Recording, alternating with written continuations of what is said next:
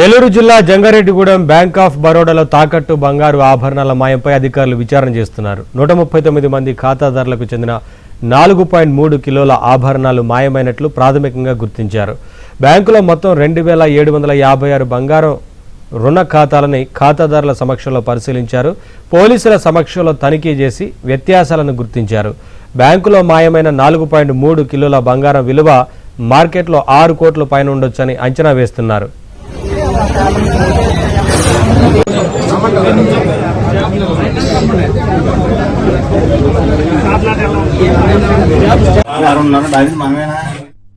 Jangareddygudem bank of Baroda gold పెట్టి పోయిన బాధితులు అండి.